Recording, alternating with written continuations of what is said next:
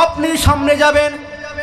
একটা কথা বলি, আমার আব্বা মারা গেছে, মা বেঁচে আছে।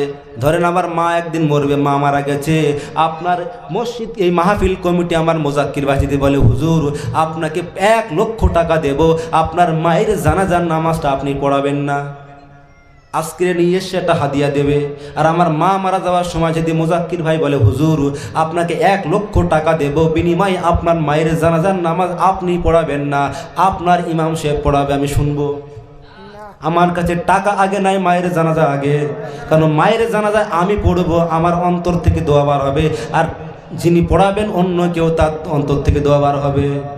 ও আমার যুবক, সেই জন্য মা মারা গেছে, ওই মায়ের 5টা সাবানের কাপড়, 5টা কাফন পরে মা যখন সামনে পড়ে থাকবে খাটের উপরে, যখন আমি যুবক, আমি তার সন্তান, মায়ের সামনে দাঁড়িয়ে যাব ইমামতি করার জন্য, আমার মায়ের দিকে যখন নজর পড়বে, সঙ্গে সঙ্গে আমার কলিজা কেঁপে উঠবে, মায়ের ভালোবাসার কথা মনে পড়বে। জগতের বুকে মা তা বলে আর ডাকতে পারবো না। এবার যখন কবরে নামানো হবে, ওরে যুবক, অনেক মানুষ আছে মহল্লায়, কবরে সন্তান লাভে না, চাচাকে নামিয়ে দেয়, বাবাকে নামিয়ে, চাচা মামা অন্য বোনাইকে নামিয়ে দেয়। যুবক, তোমাদের পায়ে ধরে বলে যায়, বিশেষ করে আমার কমিটি ভাইদের বলবো, যুবক ভাইরা, তোমাদের যাদের আব্বা মারা যাবে, মা মারা যাবে, তোমরা যতই কিছু না জানো, কবরে তোমরা লেবে যাবা। কারণ সন্তান যখন সন্তানের দায়িত্ব, আমার মা যখন মারা যাবে, আমার আব্বা যখন মারা গেল, আব্বার সামনে থেকে আমি নামলাম, বড় ভাই জেনারেল পায়ের দিকে নামলো, 2 জন নামলাম, আর 2টা ভাই 2 মাঝখানে নেমে গেল। এইবার যখন নেমে গেল, বড় ভাই উঠে গেল, ওই কবর থেকে আব্বার মাথা থেকে আমার ওঠার ক্ষমতা নাই। আমার শরীরটা ভাই বেরেশান এমন হয়ে গিয়েছে, মনে হয় আমার শরীরটা কয়েক মন ওজন হয়ে গিয়েছে, কবর থেকে ওঠার মতন সাহস ক্ষমতা আমি হারিয়ে ফেলেছি।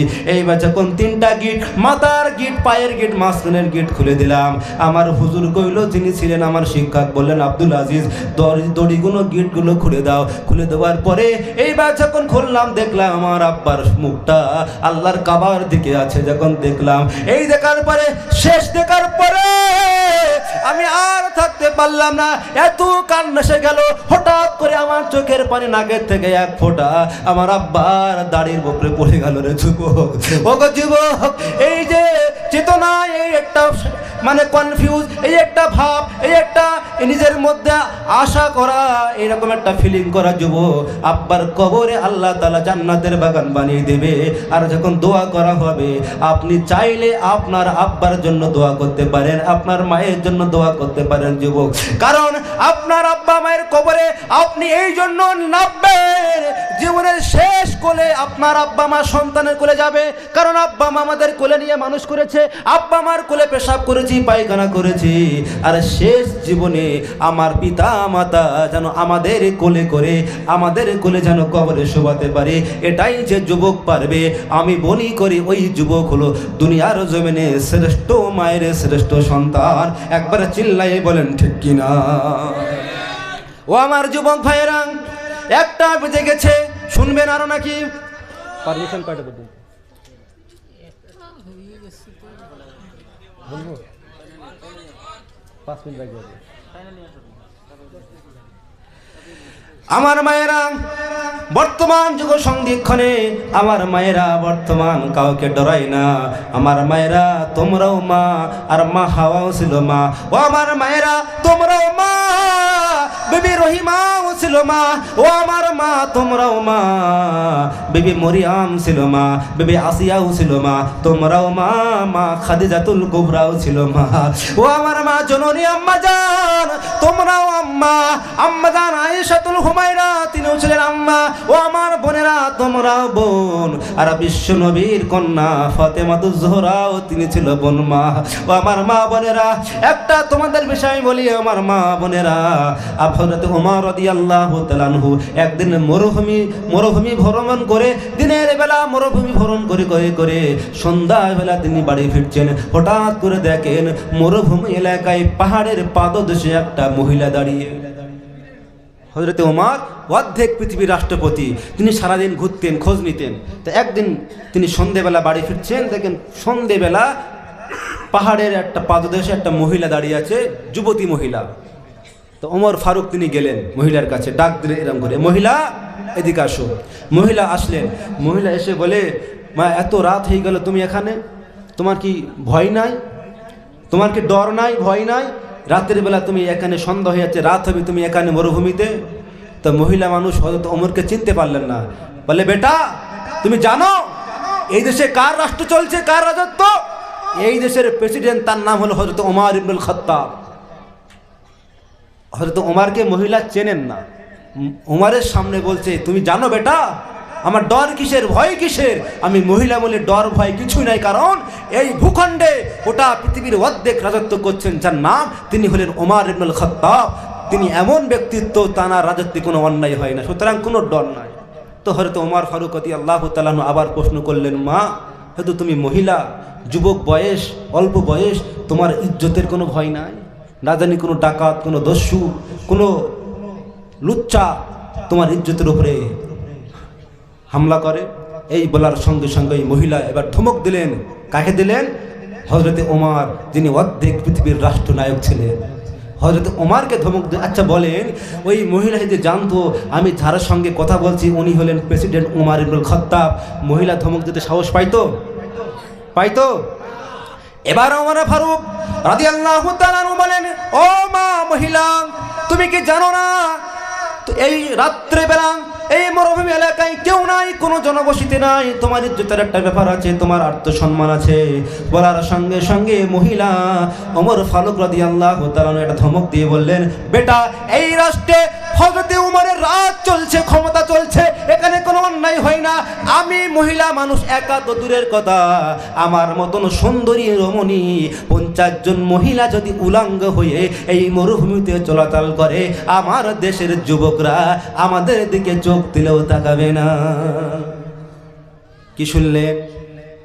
ওই মহিলা বলছে, ওমর ও আগন্তুক, ও পথিক, তিনি তো জানেন না উনি ওমর। হে পথিক, আমি মহিলা একা তো দূরের কথা, আমি একটাই দশা শেষ করব, থাকবেন আর শুনবেন? আগে চলবো, আমার টাইম 1টা পর্যন্ত, সুতরাং একটাই দশা শেষ করবো আর 12 মিনিট। ওই মহিলা যদি জানতেন যে আমি যার সাথে কথা বলছি তিনিই হয়তো ওমর, এরকম সাহস পাইতেন? পাইতেন? পাইতেন না। তো মহিলা বলছে, হে আগন্তুক, হে পথিক, আমি একা কেন, আমার মতন সুন্দরী রমণী 50 জন যদি এই অন্ধকারে, এই সন্ধ্যেবেলা এই মরুভূমিতে উলঙ্গ হয়ে, বস্ত্রবিহীন হয়ে ঘোরাঘুরি করে, আমার দেশের একটা যুবক আমাদের দিকে চোখ তুলে তাকাবে না, কারণ আমার দেশের যুবকেরা আল্লাহকে ভয় করে। আর বর্তমানে আমাদের যুবকেরা ভয় করে আল্লাহকে? আল্লাহকে ভয় করে? ভয় করে? আল্লাহকে ভয় করলে নামাজ ছাড়তো, সুদ খাইতো, চুরি করতো? এই যে কি আছে, ফিনসিডিল, মদ, গাঁজা, নেশা, মাদক দ্রব্য পান করতো? এই যে জানুয়ারি, আজকের 1 তারিখ 2 তারিখ পড়ে গিয়েছে, এই জানুয়ারি মাসে অপশক্তির সাথে সম্পর্ক থাকতো? মা বাবের অবাধ্য হতো?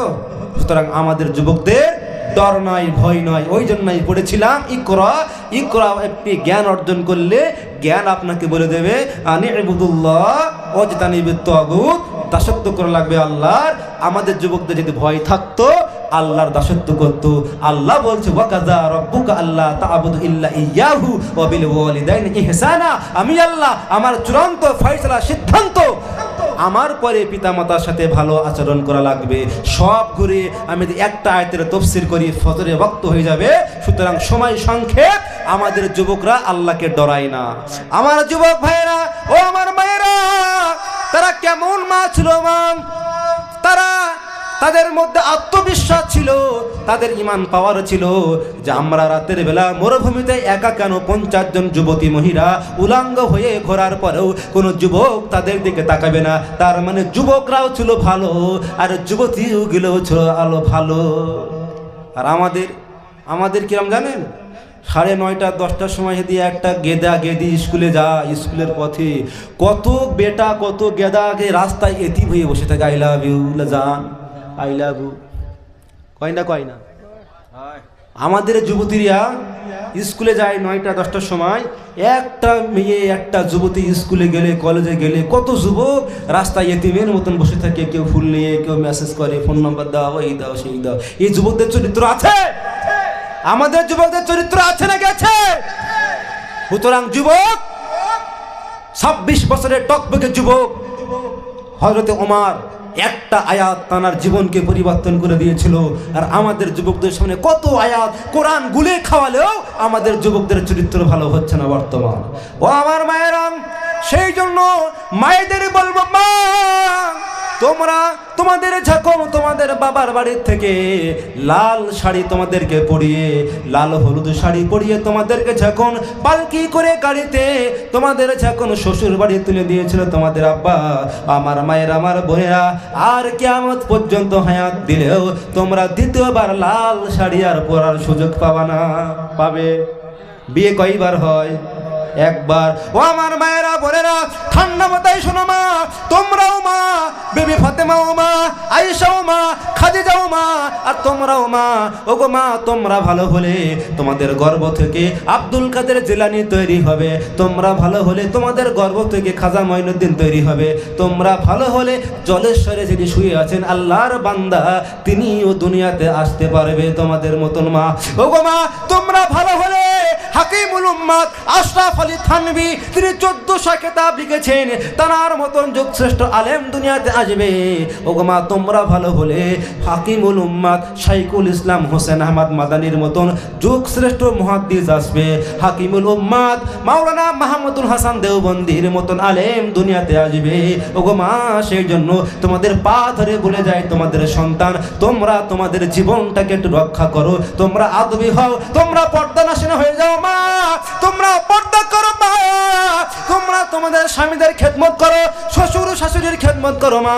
স্বামীর খেদমত করলে মা, আল্লাহ পাক বলেন, আল্লাহ নবী বলেন, দুনিয়ার জমিনে যখন কোনো স্বামীর কোলে যখন স্ত্রীর ইন্তেকাল হয়ে যায়, আর ওই স্বামী যদি বলে আমার স্ত্রীর আচার ব্যবহারে আমি সম্পূর্ণ সন্তুষ্ট, আমার আল্লাহ বলে ওই স্ত্রীর সমস্ত জীবনের গুনাহ মাফ করে দিলাম। নবীজি বলেছেন, কোন স্বামী বেঁচে থাকতে স্বামীর কোলে স্ত্রীর ইন্তেকাল হলে, আর স্বামী যদি বলে আমি আমার স্ত্রীর আচার ব্যবহারে ওর সব কিছু আমার সন্তুষ্ট, আমি ভালো পেয়েছি, আল্লাহ রসুল বলছেন ওই স্ত্রীর জীবনের সব গুনাহ মাফ করে দেয়। আর আমাদের স্ত্রীর কেমন জানেন? এই যে প্রথম হাদিস বলেছিলাম, ওহি নাজিল হওয়ার প্রথম হাদিস, 3 নম্বর হাদিস, ওখানে আরও অনেক লম্বা ঘটনা আছে। তো আল্লাহ রসুল যখন ওই 5টা আয়াত নিয়ে আম্মাজান খাদিজার কাছে গেলেন, কাঁপতে কাঁপতে কাঁপতে কাঁপতে গেলেন, আম্মাজান খাদিজাকে বলেন, জাম্মিলুনি ইয়া খাদিজা, খাদিজা আমাকে চাদর দ্বারা আবৃত্তি করো। ফাজাম্মিলুহু, আম্মাজান খাদিজা আল্লাহ রসুলকে চাদর দ্বারা আবৃত্তি করে দিলেন। এবার আল্লাহ রসুল বললেন, লাকাদ খাশিতু আলা নাফসি ইয়া খাদিজা ইবনে খুয়াইলিদ, হে খুয়াইলিদের কন্যা খাদিজা, আমি আশঙ্কা করি, ভয় করি আমার ইন্তেকাল না হয়ে যায়। আম্মাজান খাদিজা 5টা কথা বলেছিলেন, 5টা বলে শেষ করব। মায়েদের জন্য 5টা স্পেশালিস্ট। একজন নারী তার স্বামীর ব্যাপারে কেমন মন্তব্য করতে পারে, একজন স্ত্রী তার স্বামীর ব্যাপারে কিরকম আচরণ কথা তুলে ধরতে পারে, তার বাস্তব নমুনা আম্মাজান খাদিজা রাদিয়াল্লাহু তাআলা আনহা ইসলাম গ্রহণ করার আগে সর্বপ্রথম আয়াত নাজিল হয় ইকরা, এই ব্যাখ্যার অনুপাতে বলেছিলেন। 1 নম্বরে বলেছিলেন, আল্লাহ রসুলকে বলেন, ইয়া রাসূলুল্লাহ কাল্লা ওয়াল্লাহি মা ইখজিকাল্লাহু আবাদা, আল্লাহর কসম করে বলি, আল্লাহর কসম করে বলি ইয়া রাসূলুল্লাহ, আল্লাহ কখনোই আপনাকে লাঞ্ছিত করবে না। কারণ আমি খাদিজা আপনার সঙ্গে 15 বছর সংসার করে দেখলাম, আপনার মধ্যে 5টা গুণ আছে। ইন্নাকা লাতাসিলুর রহিম, 1 নম্বরে আপনি আত্মীয়তার সঙ্গে ভালো ব্যবহার করেন। 2 নম্বরে ওয়া তাহমিলুল কাল্লা, আপনি অসহায় দুস্থ দায়িত্ব ভার বহন করেন। 3 নম্বরে ওয়া তাকসিবুল মাদুমা, আপনি গরিব মানুষের দায়িত্ব নেন, সহযোগিতা করেন। 4 নম্বরে ওয়া তাকরিজ জাইফা, আপনি অতিথিদের আপ্যায়ন করেন, ভালো ব্যবহার করেন, আপনার বাড়ি কোনো আত্মীয় আসলে সেবা যত্ন করেন। 5 নম্বরে ওয়া তুইনু আলা নওয়াইবিল হক্কি, আপনি সত্য পথে বাধাগ্রস্ত মানুষের পাশে দাঁড়ান। এই 5টা গুণ আমি স্ত্রী হয়ে আপনার জীবনে 15 বছরে দেখেছি। আল্লাহর কসম, আল্লাহ আপনাকে লাঞ্ছিত করবেন না। আমাদের স্ত্রী হলে কইবে, মায়েরা ভালো করে শোনেন, আমাদের স্ত্রী থেকে বলা হয় তো কি বলবে জানেন? বলে ওর সাথে 15 বছর এই যে আপনার এলাকায় টিউবওয়েল আছে না, টিউবওয়েলে মায়েরা পানি আনতে যায় বা ওই পুকুরের ঘাটে কাপড় কাচতে যায়, শেষ করবে তাই বলেই। তো এখন এক জায়গায় হয় মায়েরা বোনেরা, মায়েরা কিন্তু শোনে না, এই যে আছে না কিছু কিছু মায়েরা আছে ওই গল্প করছে যে বউ তোর সংসার কেমন চলছে, আমার দেওরটা কেমন, ভাসুর কেমন, দেখতে দিনের পর দিন একতলা দুইতলা হুন্ডা 4 চাকা। তখন ওই যাকে জিজ্ঞাসা করা ওই বউ বলে, আরে বউ যে যার ঘর করে সে তার ঘর বোঝে, ওর সাথে সংসার করে করে আমার জীবন তেজপাতা, এই জীবন কালি হয়ে গেছে, ছাই হয়ে গেছে, এত লোক মরে ও গুটি মরে না। এই মেয়েরা বলে বলো আছে। সুতরাং মায়েদেরকে বলো, মায়েরা তোমরা আমার খাদিজা ও মা খাদিজা রাদিয়াল্লাহু তাআলা 5টা কত সুন্দর কথা বলে। 1 নম্বরে, আমি 15 বছরে সংসার করে দেখেছি আপনি আত্মীয়তার সঙ্গে খারাপ ব্যবহার করেন না, অর্থাৎ আপনার বোন, আপনার ভাইপো, ভাগনা, ভাজি যা কিছু আছে তাদের দেখভাল করেন। আমরা যদি আমাদের বোন ভাগ্নে কিছু দেই, আমাদের খাদ্যমন্ত্রী ওয়াইফ বলে সব বোন ভাগ্নে দিচ্ছে, বাড়ি কিছু রাখেন, কয় না কয় না। 2 নম্বরে, আপনি অসহায় দুস্থ মানুষের দায়িত্ব বহন করেন। 3 নম্বরে, আপনি গরিব মানুষের সহযোগিতা করেন। 4 নম্বরে, বাড়িতে কেউ আসলে বোন বলেন, আমার নিজের বোন, ভাঙনা ভাঙনি বোনায় আসলে আপনি আপনার আত্মীয়দেরকে ভালো আপ্যায়ন করেন, খেতে দেন। আমার বাড়ি যদি আমার দুলাভাই আসে আর যদি বড় মাছ নিয়ে আসি, আমাদের স্ত্রীরা কি বলে, আমার ভাইটা কালকে আসলো, তুমি বাজার করলে না, তোমার পয়সা ছিল না, হ্যাঁ যত ওহাব সব আমার বেলায়, এরকম কয়। 5 নম্বরে, হক পথে চলতে গিয়ে দুর্দশাগ্রস্ত ব্যক্তিকে সহযোগিতা করেন। এই 5টা গুণ মায়েদের মধ্যে থাকে স্বামীর ব্যাপারে। কারণ ওয়াতাকফুনাল আশিরা, মায়েরা বেশি বেশি জাহান্নামে যাবে স্বামীর অকৃতজ্ঞ হওয়ার কারণে। আর মায়েরা, আপনাদের জন্য শেষ ওসিয়ত, আপনার স্বামী, আমাদের বাবাজিরা, আমার ভাইরা যারা রাজমিস্ত্রির কাজ করে গুয়াহাটি শহরে, আপনার গোয়ালপাড়া শহরে, আপনার লক্ষ্মীপুর শহরে, দিল্লি, বোম্বাই, চেন্নাই শহরে রাজমিস্ত্রির কাজ করে 10 তলা 5 তলা বিল্ডিংয়ে কত উঁচুয় কাজ করে, ওই যে রশির ওপরে ভর করে, আল্লাহ চাইলে যদি চাই কখনো ওই রশি কেটে যায়, বাঁচবে আর, কিন্তু আল্লাহর রহমে কিছুই হয় না। এত কষ্ট করার পরেও সংসারে সুখ নাই, শান্তি নাই, কেলাকিলি নাই। মায়েরা সেবা করেন। আমার মায়েরা, আপনাদের কাছে আমার দায়িত্ব, আপনার সন্তান ছোট ভাই হয়ে বলি, আপনারা আপনার স্বামীর সেবা করবেন, শ্বশুর শাশুড়ির সেবা করবেন। আল্লাহ আপনাদের প্রত্যেককে আম্মাজান খাদিজাতুল কুবরা, আম্মাজান আয়েশাতুল হুমায়রা, বুবুজান ফাতেমাতুজ জোহরার সঙ্গে হাসর নাসর করে একই জান্নাতের সাথে থাকার তৌফিক দান, বলুন আমিন। আর উচ্চাবাজে বলুন আমিন। এখানে শেষ করলাম। ওমা আলাইনা ইল্লাল বালাগ। আর শুনবেন, আগামী ইনশাআল্লাহ যদি কোনো সুযোগ হয় তখন আবার